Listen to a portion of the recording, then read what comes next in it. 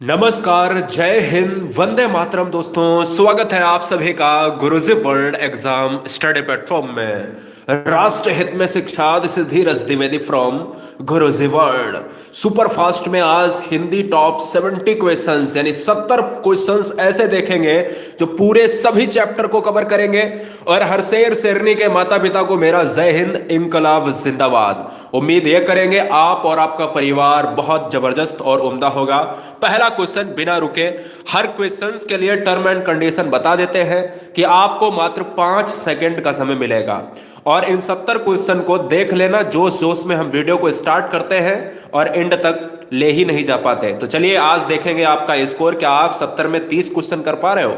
भारतवर्ष में हिंदी को आप किस वर्ग में रखेंगे तो वो जाएगा दोस्तों राजभाषा के अंतर्गत। क्यों जाएगा? क्योंकि हिंदी कभी भी राष्ट्रभाषा संविधान में नहीं हुई है। संविधान में इसका उल्लेख राजभाषा के रूप में है। संविधान में यह कहा गया है कि जो आर्टिकल है 343 उसमें भारत की एक हिंदी राजभाषा होगी। भारत हिंदी की बात जब भी करता है तो 1949 एक ऐसा समय था, 14 सितंबर 1949 में इस तरीके से राजभाषा को अपनाया गया भारतीय संविधान इंडियन कॉन्स्टिट्यूशन में। तो इसलिए हम 14 सितंबर को हर साल हिंदी दिवस मनाते हैं और अंतरराष्ट्रीय लेवल पर हम हिंदी दिवस को 10 जनवरी को मनाते हैं। क्या बच्चे बताएंगे कमेंट बॉक्स में? तो सारा डिटेल आपके दिमाग में इस क्वेश्चन से आ चुका है। चलिएगा क्वेश्चन नंबर दूसरा। क्वेश्चन नंबर दूसरा आपके स्क्रीन पर है कि अधिकतर भारतीय भाषाओं का विकास किस लिपि से हुआ है। तो याद आपको ये रखना है कि भारतीय भाषाओं में सबसे ज्यादा विश्व में अगर देखा जाए तो हिंदी एक बहुत उच्च शिखर पर है और भारत में सबसे ज्यादा जो बोली जाती है वो है हिंदी भाषा। अगर मैं बात करूं दोस्तों कि सभी भाषाओं में देखा जाए जो इंडियन लैंग्वेज है वो कहां पर उस किस लिपि से उद्भव हुई है तो वो हुई है ब्राह्मी लिपि से। इसलिए इस क्वेश्चन का जो राइट आंसर जाएगा वो ऑप्शन नंबर डी के साथ जाएगा। डी को लॉक करेंगे।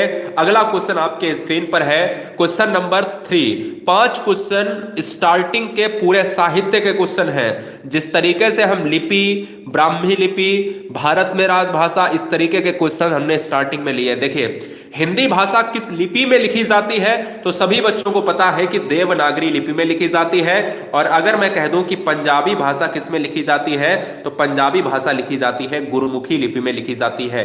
भारतीय भाषाओं में अधिकतर भाषाएं किस लिपि से आई हैं तो जब क्वेश्चन में पूछा जाए कि अधिकतर भाषाओं का निर्माण कहां से हुआ है तो वो ब्राह्मी लिपि से। कभी कभी बच्चे देवनागरी मार देंगे क्योंकि देवनागरी इस ऑप्शन में है नहीं। अगर भारतीय भाषाओं का सबसे ज्यादा लिपि का विकास पूछा जाए तो वहां पर ब्राह्मी होगा। और अगर पूछा जाए कि हिंदी भाषा किस लिपि में लिखी जाती है तो देवनागरी, और पूछा जाए कि पंजाबी भाषा किस लिपि में लिखी जाती है तो वो है गुरुमुखी है। अगला क्वेश्चन, वर्तमान में हिंदी का प्रचलित रूप कौन सा है? तो दोस्तों सभी को इनकलाब जिंदाबाद। एक बार हर बहन हर भाई अपने मित्रों को, अपने रिश्तेदारों को, अपने दोस्तों को, सबको शेयर कर दें ये वीडियो, ठीक है ना। जल्दी से जल्दी, ज्यादा से ज्यादा और बने रहिएगा। वर्तमान हिंदी का प्रचलित रूप कौन सा है तो वो है खड़ी बोली है। मैंने आपसे कई बार कहा है, इस क्वेश्चन को मैं दूसरी से तीसरी बार करा रहा हूं, इसीलिए करा रहा हूं कि लिपि होती है हिंदी की देवनागरी, जबकि प्रचलित रूप कौन सा है वर्तमान में वो है खड़ी बोली। इसलिए इस क्वेश्चन का जो राइट आंसर जाएगा वो किसके साथ चला जाएगा दोस्तों? वो ऑप्शन नंबर सी के साथ चला जाएगा। अगला क्वेश्चन है क्वेश्चन नंबर 5। देखिए यह क्वेश्चन मैंने बहुत पहले कराया था। अब यह देखना होगा कि इस बार जो दूसरी बार यह क्वेश्चन मैं करा रहा हूं तब कितने बच्चे इस क्वेश्चन का जवाब दे पाएंगे। नए बच्चे जितने भी हैं वो अपना डिस्ट्रिक्ट जरूर लिखें और चैनल को सब्सक्राइब कर लें, यह समझकर कि हिंदी में पूरे नंबर 8 बजे, रात्रि के 8 बजे देश की सुपरहिट हिंदी चलती है। भारतीय संविधान में किन अनुच्छेदों में भारतीय जो राजभाषा है वो हिंदी का प्रावधान है? तो वो 343 351 यानी 343 से लेकर यह कहा गया है कि 351 तक भारत में हिंदी का उल्लेख होगा।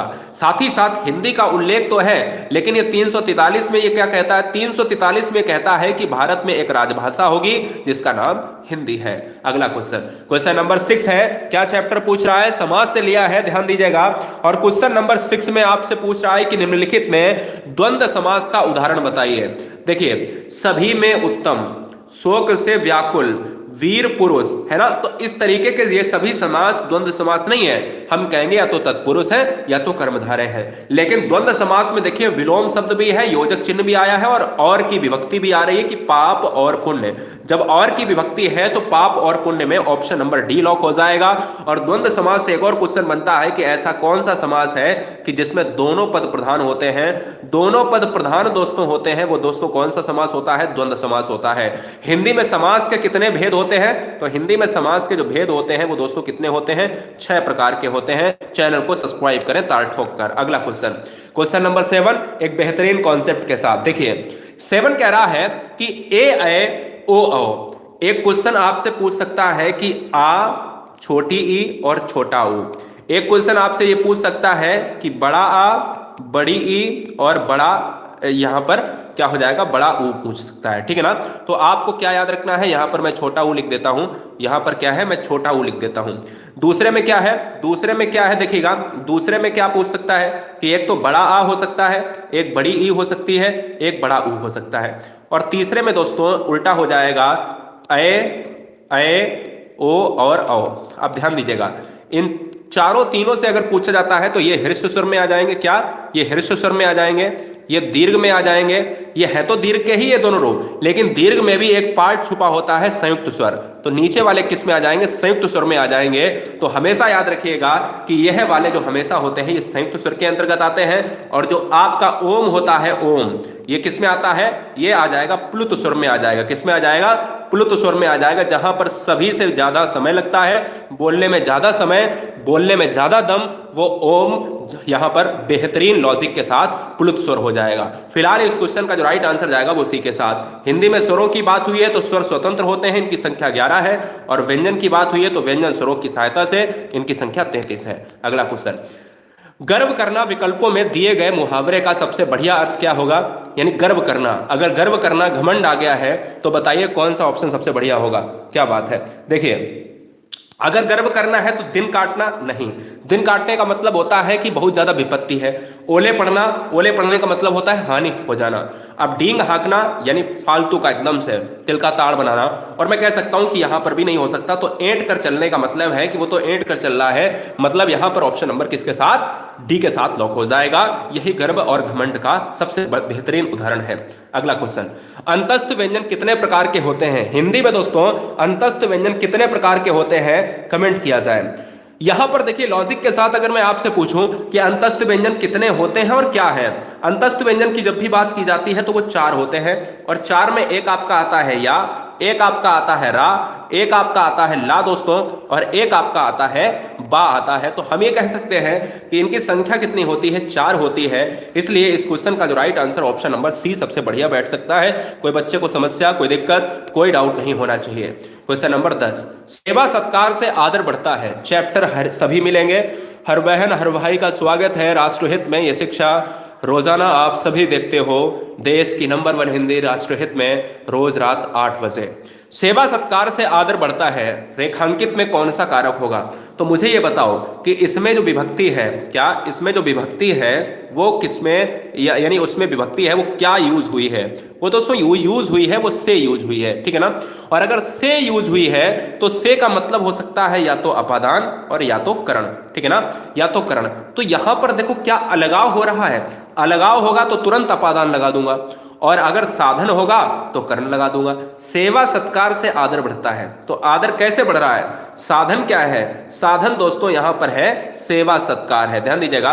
और साधन के लिए आता है कर्ण कारक, इसलिए इस क्वेश्चन का आंसर बी हो जाएगा। मेरी बात ध्यान से हमेशा याद रखिएगा। बच्चा कह रहा है कि संप्रदान होगा, बेटा संप्रदान का कोई मतलब ही नहीं हो सकता। साधन इसलिए होगा क्योंकि आदर बढ़ता है, और आदर बढ़ने का मतलब है कि आदर कैसे बढ़ाना है। जिस तरीके से आपके माँ बाप बचपन में आपका आदर करते थे डंडा लेकर, तो वही दोस्तों वो आदर डंडा कहीं ना कहीं एक साधन बनता था। यहां पर आदर बढ़ने का मतलब है एक साधन क्या है? सेवा सत्कार। तो इसलिए इस क्वेश्चन का राइट आंसर भी हो जाएगा। हिंदी भाषा का जन्म कहां पर हुआ है? कमेंट कीजिएगा, बताइए दोस्तों बहुत लॉजिक के साथ इस क्वेश्चन का जवाब क्या होगा। सॉरी, चलिए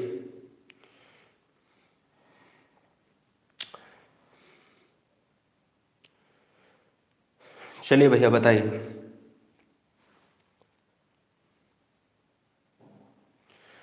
देखो बेटा यहां पर उत्तर भारत, इस क्वेश्चन का आसानी से आंसर हो जाएगा। एक और क्वेश्चन बनता है कि भारत में जो एक ऐसा राज्य बता दीजिएगा जो भाषा के आधार पर सबसे पहले अलग हुआ था। तो 1953 का समय था, भाषा के आधार पर अलग होने वाला जो प्रदेश था वो यहां पर आंध्र प्रदेश था, और उसके बाद तेलंगाना अलग हुआ है, 2014 में अलग हुआ है। तो इसलिए इस क्वेश्चन का जो राइट आंसर जाएगा वो उत्तर भारत में हिंदी भाषा का जन्म माना जाता है। और हिंदी शब्द का प्रयोग अगर देखा जाए तो भारत में हिंदी शब्द का प्रयोग, हिंदी के जनक हम कह सकते हैं, आधुनिक हिंदी के जनक कहे जाते हैं भारतेंदु हरिश्चंद्र। इसके साथ ही साथ हिंदी नाम सुझाया रविन्द्रनाथ टैगोर ने, और हिंदी शब्द को देखा जाता है तो ईरानियों की कहीं ना कहीं एक प्रमुख देन मानी जाती है। अगला क्वेश्चन आपके स्क्रीन पर है, संधि कितने प्रकार की होती है, जरा कमेंट कीजिएगा। स्वागत है आप सभी का गुरुजी वर्ल्ड एग्जाम स्टडी हमारे सभी ब्रिलियंट बच्चों के साथ। उम्मीद है बहुत अच्छे होंगे। क्या बात है, जबरदस्त तरीके से आप यहां पर, चलिए बहुत बढ़िया। तबीयत तो देखिए खराब हो रही है इस समय, तबीयत दोस्तों बहुत इस समय खराब हो रही है, क्योंकि कहीं ना कहीं मुझे ये लगता है, मैं ऐसा फील कर पा रहा हूं, क्योंकि आसपास में देखता हूं तो कहीं ना कहीं तबीयत खराब हो रही है ज़्यादा।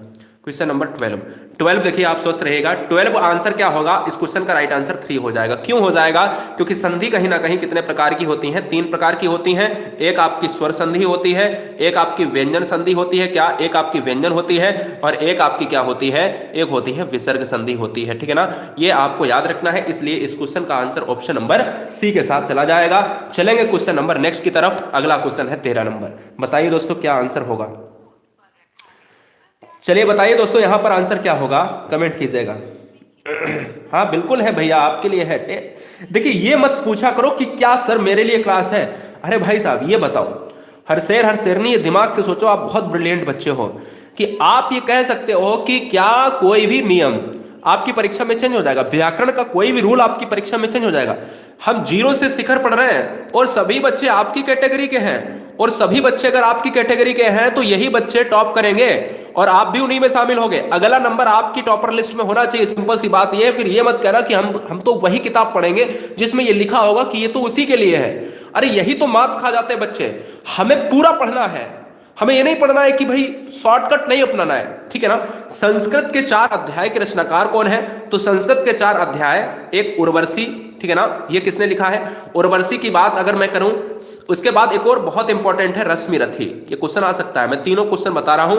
रश्मिरथी, उर्वशी और संस्कृत के 4 अध्याय, ये लिखने वाले हैं दिनकर साहब लिखने वाले हैं। इसलिए इस क्वेश्चन का जो राइट आंसर जाएगा वो ऑप्शन नंबर ए के साथ चला जाएगा। अगला क्वेश्चन आपके स्क्रीन पर ये रहा। सर मेरा नाम बोल दीजिए, क्या दिक्कत हो जाएगी बताओ, नाम बोल दूंगा है। चलो क्वेश्चन यहां पर देखिए,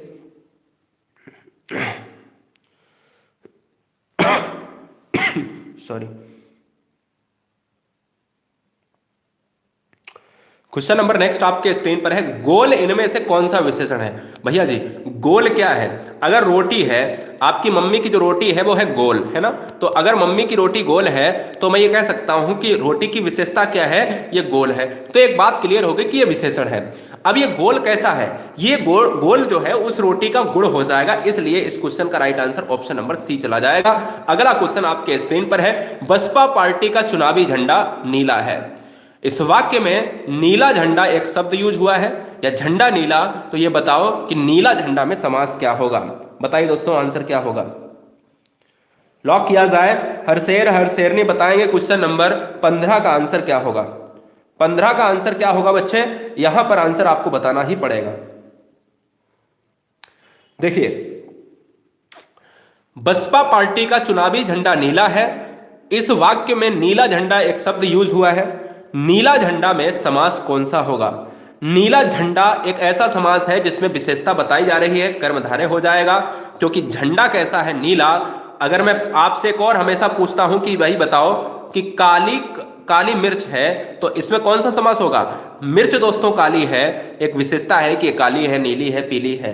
झंडा कैसा है, नीला है, हरा है, लाल है, तो ये दोस्तों विशेषता बता रहा है। और विशेषता वाला हर समास कर्मधारय होता है, क्योंकि इसमें विशेषण पद प्रधान होता है, इसीलिए यह कर्मधारय होता है। ठीक है ना, विशेषण पद क्या होता है, प्रधान होता है। चलेंगे अगले क्वेश्चन की तरफ। क्वेश्चन नंबर नेक्स्ट, पुरस्कार का विलोम शब्द क्या होगा दोस्तों। यहां पर देखिएगा पुरस्कार, अगर पुरस्कार पूछ रहा है तो आप क्या मारेंगे बताइए, पुरस्कार अगर पूछ रहा है तो आप क्या मारेंगे, तो मैं तो यही कहूंगा कि पुरस्कार है दोस्तों, तो पुरस्कार में आप दंड मारेंगे, क्योंकि एक तरफ पुरस्कार तो दूसरी तरफ दंड मिलना तय है। चलेंगे अगले क्वेश्चन की तरफ। क्वेश्चन नंबर नेक्स्ट क्या है, जवाब आपसे चाहिए। क्वेश्चन नंबर नेक्स्ट आपसे क्या पूछ रहा है कि भाषा के कितने रूप होते हैं दोस्तों, तो मैं ये आपसे कहूंगा कि भाषा के जो रूप होते हैं वो होते हैं 2 रूप होते हैं। बोले सर कैसे, कि अगर आप अपने विचारों को एक दूसरे को देना चाहते हो तो वो लिखित रूप में दोगे, और दूसरी तरफ से आप मौखिक रूप से दोगे, यानी एक तो भाषा का मौखिक रूप हो गया और दूसरा एक लिखित रूप हो गया। इसलिए इस क्वेश्चन का आंसर ऑप्शन नंबर बी के साथ जाएगा। और अगला क्वेश्चन है क्वेश्चन नंबर 18 आपके स्क्रीन पर, बहुत ही सुंदर, बहुत ही जबरदस्त और बहुत ही उम्दा वाला क्वेश्चन। निम्नलिखित में कौन सा देशज शब्द है दोस्तों, तो आप याद रखिएगा कि देशज शब्द वही शब्द होगा जो देश में जन्मा होगा। अगर देश में जन्मा होगा तो देशज का मतलब है क्या यहां पर ऐसे शब्द जो ध्वनि से संबंधित होते हैं, जो ध्वनि से संबंधित होते हैं, जैसे ऑप्शन नंबर सी सबसे बेस्ट होगा, फटाफट, खटाखट, है ना, धकाधक। ये ऐसे ऑप्शन, ऐसे साउंड, जितने भी ऐसे साउंड होते हैं वो क्या होते हैं, देशज शब्द होते हैं, जिनकी उत्पत्ति का हम लोगों को पता ही नहीं है और हमारी आम बोलचाल में ये हमेशा अभी भी यूज हो रहे हैं। इसलिए यहां पर ऑप्शन नंबर सी चला जाएगा। अगला क्वेश्चन नंबर 19 आपके स्क्रीन पर है, जबरदस्त और टॉप लेवल का क्वेश्चन। देखिए दोस्तों, यहां पर कह रहा है कि निम्नलिखित में दंत ध्वनि कौन सी है, दंत ध्वनि कौन सी होगी, कौन सा ऑप्शन दंत ध्वनि के साथ चला जाएगा। दंत ध्वनि वही होगी जिसमें हम पाफा वावा की बात करेंगे तो यह चला जाएगा ओष्ठ के साथ, हम काखा गाघा की बात करेंगे यह चला जाएगा आपका कंठ के साथ, और हम ताथा दादा की बात करेंगे तो यह चला जाएगा आपका दंत के साथ, और हम चाचा दादा की बात करेंगे तो यह चला जाएगा हमारा तालु के साथ, तो तालब भी ये हो जाएगा। तो हमारा आंसर किसके साथ, ऑप्शन नंबर सी के साथ चला जाएगा। अगला क्वेश्चन, दीप शिखा के रचनाकार कौन है, तो दीप शिखा लिखा है, साथ ही साथ मेरा परिवार, माई फैमिली, मैंने कई बार रिपीट किया है, लेकिन दीप शिखा आज मैं बता रहा हूं तो दीप शिखा अतीत के चलचित्र महादेवी वर्मा ने लिखा है। अगला क्वेश्चन, इनमें से कौन सा शब्द कर्म कारक है, यानी कौन सा वाक्य, अगर मैं कहूं तो बढ़िया रहेगा, कौन सा वाक्य कर्म कारक है, कमेंट किया जाए। कौन सा वाक्य कर्म कारक है, लॉक किया जाए कि पेड़ से फल गिरा, मैंने हरि को बुलाया, लड़का पेड़ से गिरा, हरि मोहन को रुपए देता है। अब देखिएगा, इस क्वेश्चन में आपको 4 नए कॉन्सेप्ट सीखने को मिलेंगे। इस क्वेश्चन में आपको 4 नए कॉन्सेप्ट सीखने को मिलेंगे। क्यों सीखने को मिलेंगे, इसका रीजन है दोस्तों, क्यों इसका दोस्तों रीजन ये है कि अगर मैं ये कह दूं कि पेड़ से फल गिरा तो ये हो जाएगा अपादान कारक हो जाएगा, ठीक है। और अगर मैं आपसे ये कह दूं कि मैंने हरि को बुलाया, क्या है, मैंने हरि को बुलाया, तो मैंने हरि को बुलाया यहां पर हो सकता है, और हरि मोहन को, अब कर्ता ने कर्म को मुझसे पूछ रहा है कर्म, अब मुझसे अगर कर्म पूछ रहा है तो यहां पर ऑप्शन बी या ऑप्शन सी। अब देखिए यहां पर तो कर्म कारक हो जाएगा, क्यों, क्योंकि मैंने बुलाया है, कर्म हो रहा है। लड़का पेड़ से गिरा तो यहां पर भी क्या है, अपादान कारक हो जाएगा, और यहां पर को आया है इसलिए यहां कर्म नहीं होगा, लेकिन आगे लिखा है रुपए देता है, जब रुपए देने की बात, देने के अर्थ में हमेशा संप्रदान कारक होता है। इसलिए 4 कॉन्सेप्ट आपके क्लियर हो गए। आंसर क्या चला जाएगा, ऑप्शन नंबर बी के साथ। अगला क्वेश्चन 22 नंबर क्या है कि भारतेंदु जी ने किस पत्रिका का संपादन किया, ऐसे होना चाहिए। भारतेंदु जी ने किस पत्रिका का संपादन किया है, माधुरी, मर्यादा, इसके साथ ही साथ अगर मैं पूछूं आपसे यहां पर सरस्वती, बताइए आंसर क्या होगा। क्या बात है, जबरदस्त तरीके से आप यहां पर आंसर दे रहे हो, बहुत बढ़िया बात। ये देखिएगा, यहां पर अगर क्वेश्चन में आपसे पूछा जाता है, क्या यहां पर आपसे क्वेश्चन 2 ही पूछे जाते हैं, एक तो आपका सरस्वती पूछा जाता है, एक आपका माधुरी पूछा जाता है, और यहां पर आपको बताना है, कमेंट करना है क्या होगा। देखिए दोस्तों, यहां पर अगर आंसर देखा जाए तो ऑप्शन नंबर जाएगा सी के साथ। माधुरी की बात करें तो विष्णु नारायण ने की थी, माधुरी की बात की जाए तो विष्णु नारायण ने, और यहां देवेंद्र शुक्ल के साथ साथ बहुत से लोग आए जिसमें सरस्वती पत्रिका को देखा गया। अगला क्वेश्चन है 23, स्त्री पुरुष का जोड़ा जो है वो हिंदी में क्या कहलाता है? यह क्वेश्चन बहुत लेवल पर पूछा गया और एग्जाम में इस क्वेश्चन को रखा भी गया है। हमें उम्मीद है कि आप इस क्वेश्चन को सही से करेंगे। स्त्री पुरुष का जो जोड़ा है वो क्या कहलाता है? देखिए, वो कहलाता है दंपति कहलाता है। क्यों कहलाता है? क्योंकि दंपत्ति का मतलब ही होता है कि मेल फीमेल जो जोड़ा है, स्त्री पुरुष है, पति पत्नी है, वो दंपत्ति होते हैं। माननीय बेटा और विदुर प्रियदर्शी नहीं हो सकता, क्योंकि विदुर वो होता है जिसको हम विडोवर कहते हैं। क्या बताइए? एक विडो होता है, एक विडोवर कहते हैं। और हम कह सकते हैं यहां पर एक लड़की के लिए विदुर होता है क्या? बताइए, नहीं। एक विधवा होता है लड़की के लिए जिसका पति नहीं है, और विदुर दोस्तों वो होता है जिसकी पत्नी नहीं है। यहां पर आंसर ऑप्शन नंबर ए जाएगा। अगला क्वेश्चन है 24 नंबर। 24 नंबर देखिए क्या है। 24 नंबर आपके स्क्रीन पर है, जवाब दीजिएगा। देखिए यहां पर कह रहा है कि राम खेल रहा है, इस वाक्य में उद्देश्य क्या है? जब भी आपसे पूछा जाए कि उद्देश्य, क्वेश्चन में बच्चों का दिमाग यही जाएगा कि यहां पर खेलना उद्देश्य हो जाएगा। पर चला गया क्या? नेटवर्क चला गया बेटा, बताइए जरा। अभी आवाज क्लियर है? एकदम नेटवर्क इशू हुआ था, अभी आवाज क्लियर, ठीक है। देखिए उसमें होता है, एक उद्देश्य होता है, ठीक है, और एक होता है घटक होता है। मतलब एक क्या होता है? उद्देश्य होता है, और एक विधेय होता है। तो विधेय का मतलब होता है कि कोई भी वाक्य जो हम कर रहे होते हैं, उद्देश्य का मतलब होता है कि जो करता करता है, तो हमेशा उद्देश्य वही होगा जो किया जाने वाला व्यक्ति होगा। व्यक्ति को उठा लेना वही उद्देश्य होगा, और जो कार्य किया जाता है व्यक्ति के द्वारा वो विधेय होता है। इसलिए इस क्वेश्चन का आंसर ऑप्शन नंबर सी जाएगा। अगला क्वेश्चन, मतलब एकदम से नेट कनेक्शन कटा था, है? अभी ठीक है? अभी क्लियर है? बताइए। पंकज और चतुर्भुज में कौन सा समास है? तो दोस्तों पंकज और चतुर्भुज ये क्या है? चार भुजाओं के लिए पंकज, कीचड़ में उगने वाला कमल की बात की जा रही है। तो यहां पर हम देखते हैं कि किसी तीसरे पद की प्रधानता की बात की जा रही है। और जब भी तीसरा पद होगा, ध्यान दीजिए, जब भी किसी तीसरे पद की तरफ इशारा करेगा तो वहां पर क्या हो जाएगा? वहां पर बहुब्री समास हो जाएगा। अगला क्वेश्चन स्क्रीन पर ये रहा।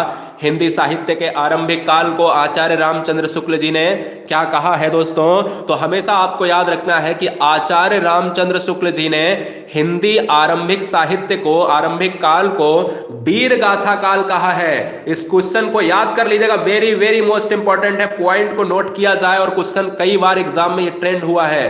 तितली उपन्यास के लेखक कौन है? तो मैं कहूंगा उपन्यासों के लिए प्रेमचंद्र तो जाने जाते हैं, लेकिन कामायनी के जनक कौन है? यह महाकाव्य है। और इसके साथ ही साथ लहर को लिखने वाले कौन है? इसके साथ ही साथ मैं तो कहता हूं इसी में से आ जाए एक रचना, आंसू को लिखने वाले। इसके साथ ही साथ स्कंदगुप्त को लिखने वाले, स्कंदगुप्त को सही लिख देता हूं, स्कंदगुप्त को लिखने वाले, ठीक है ना। इसके साथ ही साथ दोस्तों अजात शत्रु बहुत इंपॉर्टेंट है। अजात शत्रु किसकी रचना है? ठीक है ना। और तितली किसकी रचना है? तो तितली तो लिखा ही हुआ है ऑलरेडी, तो जयशंकर प्रसाद हो जाएगा इस क्वेश्चन का राइट आंसर। मेरी बात क्लियर है? चलेंगे अगले क्वेश्चन की तरफ। बच्चों को पढ़ाने से ज्ञान बढ़ता है दोस्तों, तो बताइए इनमें से कौन सा कारक होगा? अगर बच्चों की बात की जाए, पढ़ाने से ज्ञान बढ़ता है, तो मैं कहूंगा ठीक बात है, कोई समस्या नहीं। अगर बच्चों को पढ़ाने से ज्ञान बढ़ता है तो ये तो बता दो कि पढ़ाने से ज्ञान बढ़ता है तो ज्ञान बढ़ेगा कैसे? पढ़ाने से, पढ़ाना क्या है? एक साधन है, और पढ़ाना अगर साधन है तो कर्ण कारक हो जाएगा, क्योंकि इससे का यूज हुआ है। ठीक है, चलिए।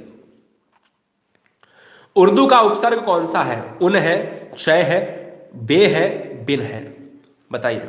देखिए एक शब्द मैं लिखता हूं आपके स्क्रीन पर, जैसे बेइंसाफी, ठीक है ना। बेइंसाफी एक शब्द है, और बेइंसाफी अगर एक शब्द है तो इसमें बे उपसर्ग जो है ना, ये उर्दू का है। इसलिए इस क्वेश्चन का जो राइट आंसर जाएगा वो ऑप्शन नंबर बी के साथ। ये क्वेश्चन डायरेक्ट पूछा जाता है, आईएमपी क्वेश्चन है। मतलब अगर देखा जाए यहां पर बे जो है ये कई बार रिपीटेशन में है, रिपीट में पूछा गया है, बहुत इंपॉर्टेंट है। अगला क्वेश्चन, स्वर संधि के कितने भेद होते हैं? कमेंट किया जाए। स्वर संधि के कितने भेद होते हैं दोस्तों, ये कमेंट करना है आप सभी को, आप सभी बच्चों को, बहुत ब्रिलियंट बच्चे हैं आप। स्वर संधि के कितने भेद होते हैं, तो मैंने आपसे कहा कि संधि को पढ़ने के पहले ये पता होना चाहिए कि संधि क्या है। संधि वर्णों के मेल को संधि कहते हैं, वर्णों के मेल को हम संधि कहेंगे। और याद रखिए दोस्तों, संधि के जो प्रकार होते हैं वो होते हैं 3। संधि के जो प्रकार होते हैं वो होते हैं क्या, 3 होते हैं। इधर मैं लिख देता हूं स्वर, ठीक है, इधर मैं लिख देता हूं व्यंजन, और इधर मैं लिख देता हूं विसर्ग। अब मुझसे क्वेश्चन ये पूछ रहा है कि जो संधि है ना, उसमें स्वर संधि के कितने भेद होते हैं, तो स्वर संधि के होते हैं भैया 5 भेद होते हैं। स्वर संधि के 5 भेद होते हैं। बोले सर कैसे, मैंने कहा कि यहां पर अगर मैं लिख देता हूं दीर्घ संधि, ठीक है, यहां पर मैं लिख देता हूं गुण संधि, और यहां पर लिख देता हूं यड़ संधि, यहां पर लिख देता हूं अयादि संधि, और कुछ बच रहा है भैया बताइएगा, जल्दी से बताइएगा। दीर्घ हुआ, गुण हुआ, अयादि हुआ, एक और बच रहा है वृद्धि संधि।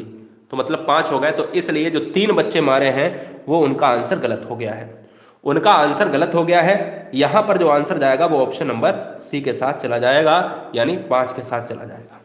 अगला क्वेश्चन, निम्नलिखित में किस देश में हिंदी भाषा का प्रयोग लिखने एवं बोलने में किया जाता है। इसका जिक्र मैं ऑलरेडी कर चुका हूं, कमेंट किया जाए।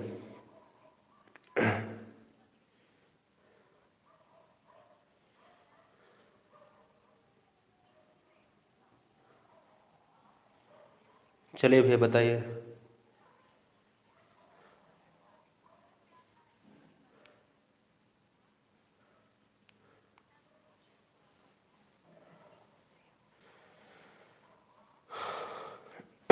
सॉरी,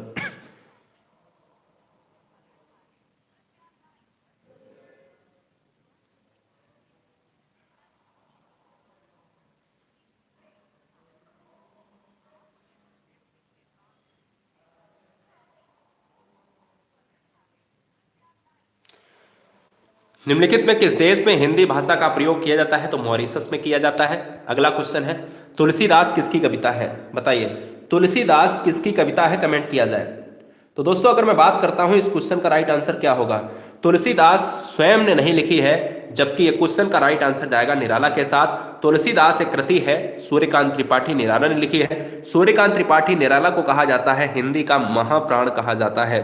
सूर्यकांत त्रिपाठी निराला को कहा जाता है हिंदी का क्रांतिकारी कवि कहा जाता है। इसलिए आपको हमेशा याद रखना है क्या, क्रांतिकारी कवि कहा जाता है। और अगला क्वेश्चन आपके स्क्रीन पर ये रहा, कौन सा भेद रचना की दृष्टि से नहीं है, तो मैंने कहा कि रचना की दृष्टि से भेद होते हैं 3। भेद होते हैं 3 दोस्तों, एक रूढ़ शब्द होता है, एक यौगिक शब्द होता है, ठीक है ना, और एक होता है आपका योग रूढ़ शब्द होता है। यहां पर जो शब्द नहीं है वो है तकनीक शब्द। अगला क्वेश्चन, हमारा समाज उन्नति के पथ में है, इस प्रकार में यानी इस वाक्य में किस प्रकार की अशुद्धि है, कमेंट किया जाए। दोस्तों ये क्वेश्चन बहुत आसान है, और इस क्वेश्चन को अगर आसानी से अगर आप नहीं किया तो ये क्वेश्चन कहीं ना कहीं हमारे लिए घातक हो सकता है, हमारे लिए घातक हो सकता है, आपके लिए घातक हो सकता है। क्यों? क्योंकि इस क्वेश्चन को देखा जाए तो बहुत ही ज़्यादा परेशानी वाला नहीं है।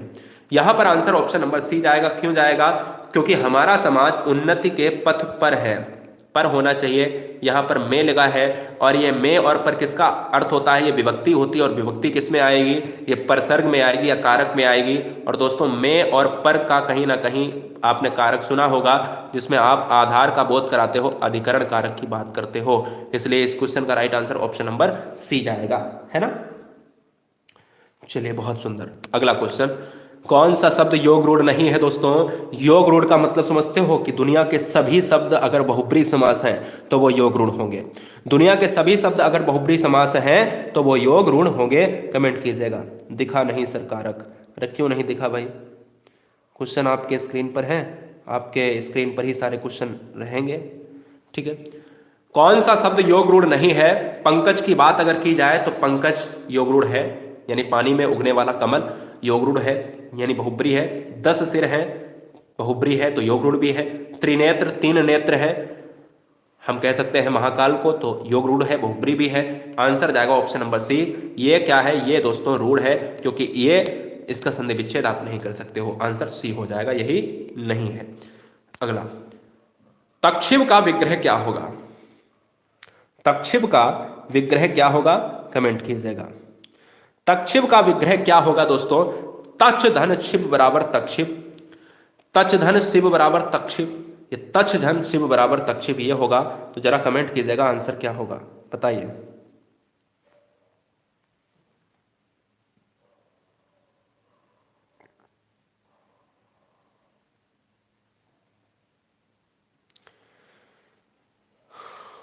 देखिए दोस्तों, यहां पर तत् धन शिव बराबर होता है तक्षिब होता है, इसलिए इस क्वेश्चन का जो right answer option number D के साथ, और यह संधि किसके अंतर्गत जाएगी?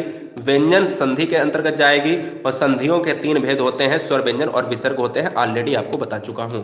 अगला क्वेश्चन है अलंकार से, जवाब आपसे चाहिए। जवाब क्या है कि कानन कठिन भयंकर भारी, घोर घाम हिम बारी बयारी में अलंकार क्या होगा? कमेंट किया जाए। बहुत सुंदर दोस्तों, क्या होगा जवाब आपसे पूछना है कि कानन कठिन कठिन भयंकर भारी। तो मैं कहूंगा कि अगर वर्ण आवृत्ति हो रहा है, का वर्ण की आवृत्ति हो रही है बार बार, तो वहां पर कौन सा अलंकार? वहां पर अनुप्रास अलंकार होगा। क्यों? क्योंकि वर्ण आवृत्ति होती है तो अनुप्रास अलंकार होता है, और जब शब्द आवृत्ति होती है तो वहां पर यमक अलंकार होता है। यह आपको फैक्ट याद रखना है, इसलिए इस क्वेश्चन का राइट आंसर टी चला जाएगा। जब राम घर में गया तो कोई भी नहीं था, वाक्य में कौन सा कारक है? वाक्य में कौन सा कारक होगा? कमेंट किया जाए। बहुत सुंदर। तो देखिए दोस्तों, अगर मैं बात करता हूं इस क्वेश्चन में, क्या है इस क्वेश्चन में हम बात करते हैं कि भाई जब राम घर में गया तो कोई भी नहीं था, वाक्य में कौन सा कारक है? तो हमने कहा कि भाई जब भी अंदर और बाहर या में और पर की बात होती है तो अंदर बाहर के अर्थ में हमेशा अधिकरण कारक का प्रयोग होता है, और अगर अधिकरण कारक प्रयोग नहीं करोगे तो फिर क्वेश्चन गलत हो जाएगा। क्वेश्चन नंबर 39, सोहन और सीता गा रही है, सीता और सोहन गा रहा है, सोहन और सीता गा रहे हैं, सोहन और सीता गा रही है, बताइए। तो देखिए दोस्तों, सोहन और सीता गा रही है ये गलत है, सीता और सोहन गा रहा है ये भी गलत है, सीता और यानी सोहन और सीता गा रहे हैं ये सबसे बेस्ट होगा। क्योंकि जब भी कोई भी दो हो, जरूरी नहीं है कि उसमें स्त्रीलिंग और पुल्लिंग हो, दो या दो से अधिक ऑब्जेक्ट, दो या दो से अधिक जो है लोग होते हैं, तो वहां पर हमें इस अकॉर्डिंग लगाना है, बहुवचन के अकॉर्डिंग लगाना है कि गा रहे हैं, हमें इसके अकॉर्डिंग नहीं लगाना है, ना कि इसके अकॉर्डिंग लगाना है। ठीक है, चलिएगा। अंधों में काना राजा, रेखांकित लोकोक्ति का अर्थ क्या है? गुणहीनों के बीच एक गुणवान व्यक्ति, ये होगा। ओछे व्यक्ति में ऐंठन होती है, बहुत ही लालची या अकेला आदमी मजबूर होता है। देखिए, अंधों में काना राजा का मतलब है कि जब लोकोक्ति के अर्थ की मतलब बात की जाए तो रीजन यही है कि जब बहुत ही खराब एक मंडली है और उसमें से खराब में से खराब कोई अच्छा बन रहा है, गुणहीनों के बीच एक गुणवान व्यक्ति अगर है, तो हम ये कह सकते हैं कि इससे बेस्ट आंसर नहीं जाएगा। इसलिए इस क्वेश्चन का right answer option number A को लॉक किया जाना चाहिए। अगला क्वेश्चन स्क्रीन पर ये रहा दोस्तों, 41 नंबर के निम्नलिखित में कौन सा विलोम त्रुटिपूर्ण है? बहुत अच्छा क्वेश्चन है और 4 क्वेश्चन आपके तैयार करवा देता हूं, और मुझे उम्मीद है कि ऐसे क्वेश्चन आपको एग्जाम में देखने को मिलेंगे। 41 नंबर देखिए, 41 क्या कह रहा है बच्चे?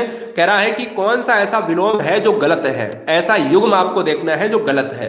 क्षर का क्या अक्षर होता है क्या? समास का क्या व्यास होता है विलोम? स्वल्पायु का चिरायु होता है, और आहार का विहार होता है। बेटा देखिए, अगर क्षर का अक्षर देखा जाए तो ये हमारा सही है, समास का व्यास ये भी हमारा सही है, स्वल्पायु यानी कम और ज्यादा, आप अगर कम एज जीना चाहते हो तो स्वल्पायु और ज्यादा के लिए तो चिरायु, तो ये आपका सही है, ये वाला आंसर हो जाएगा, यानी इस क्वेश्चन का आंसर यही होगा।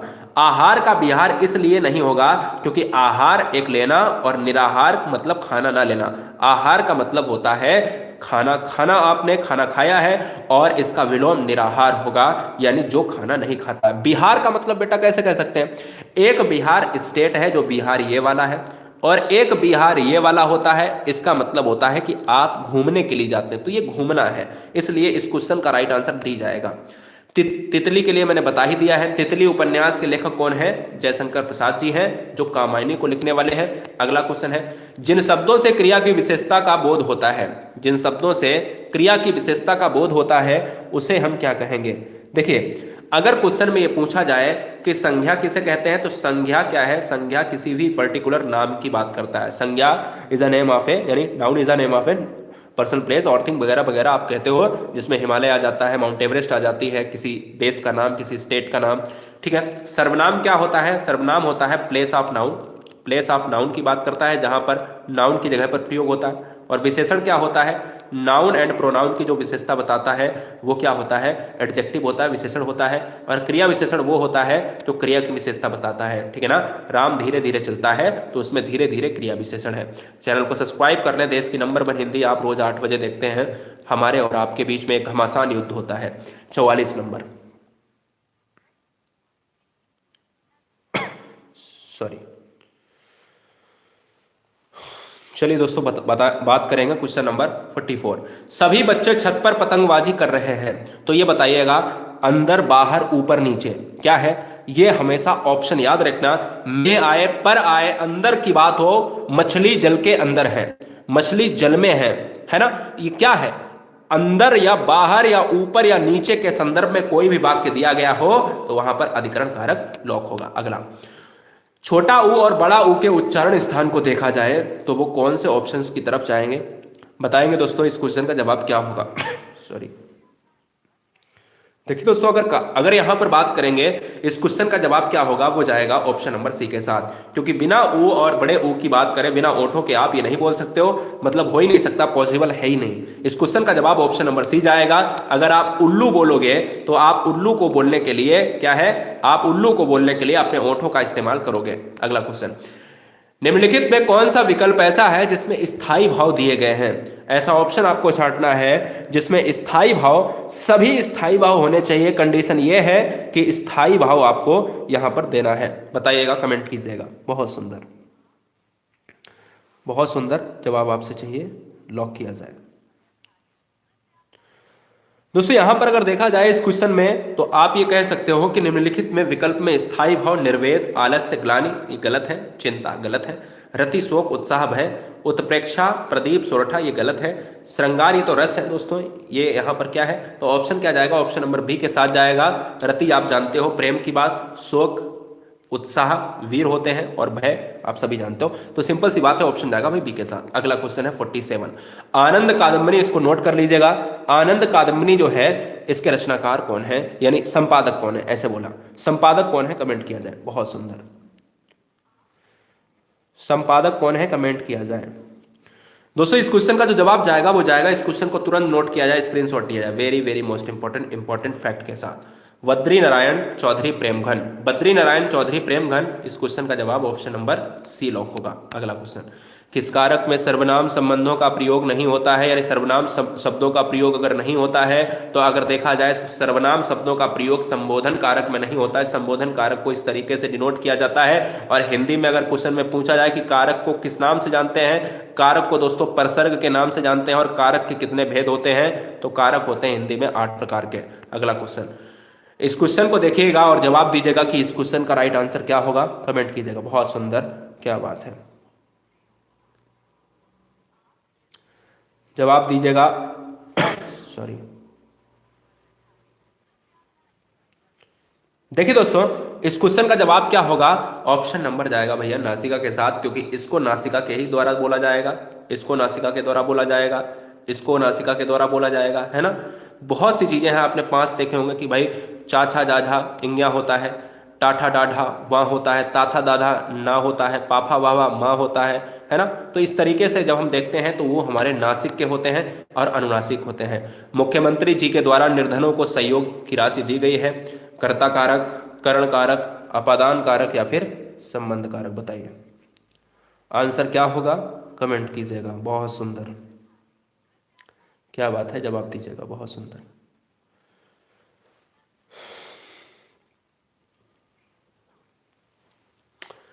तो दोस्तों ये क्वेश्चन आपके लिए रहेगा होमवर्क में। हमें थोड़ी सी दिक्कत हो रही है, क्वेश्चन तो अभी हैं 50 मैं क्वेश्चन नहीं कराता हूँ और 50 क्वेश्चन करा रहा हूँ। अभी समस्या हो रही, थोड़ी सी तबीयत नहीं ठीक है ना।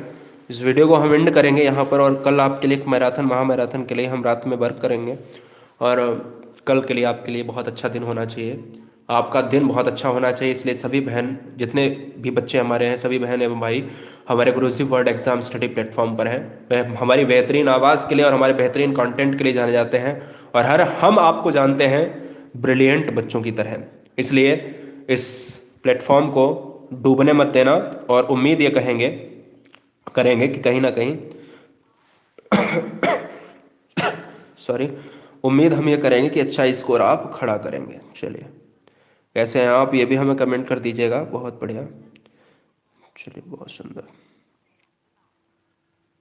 Hello guys, thanks for watching video Guruji world exam study. फिर मिलेंगे नेक्स्ट वीडियो में, तब तक के लिए आदाब, सत श्री अकाल, ताल ठोक कर जय महाकाल।